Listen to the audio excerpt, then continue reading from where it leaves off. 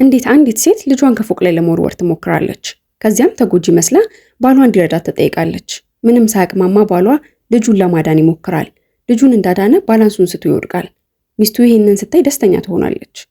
በቀጣዩ ቀን ባሏን ለማየት ወደ ሆስፒታል ትሄዳለች። በዚያ እንዳዘነች ታስመስላለች። ዶክተሩም ወደ ቤት መሄድ እንደሚችል ይናገራል። ሲመለሱ በራቸው ላይ ማስታወሻ ተለጥፏል። ከዚህ በኋላ ቤቱ የነሱ እንዳልሆነ ነው።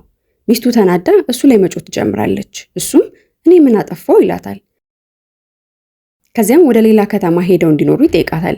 በቀጣዩ ቀን ከተማውን በመልቀቅ ላይ ሳሉ ሹፌሩ እንዲፈጥኑ ይነግራቸዋል።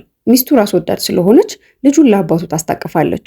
ሹፌሩም ትርፍ ቦታ ስለሌለ አንዳቸው ብቻ እንደሚሄዱ ይናገራል። ሚስቱ እኔ ሄዳለሁ ሰልችተኸኛል ብላ ሁሉንም እውነት ነግረው ትሄዳለች። ባሏ ይደነግጣል። አባትና ልጅን ጥላቸው ትሄዳለች። መኪናው ሲንቀሳቀስ ልጅቷ የባሏን ብር በሙሉ በመስረቋ ደስተኛ ትሆናለች። ባሏ ልቡ ተሰብሮ ልጁን መንከባከብ ይጀምራል። ዓመታት አለፉ። ልጁም አደገ። አንድ ቀን የአይረማንን ልብስ አጥልቆ አንዲት ሴት በመኪናዋ ተይዛ እርዳታ ስትጠይቅ ይመለከታል።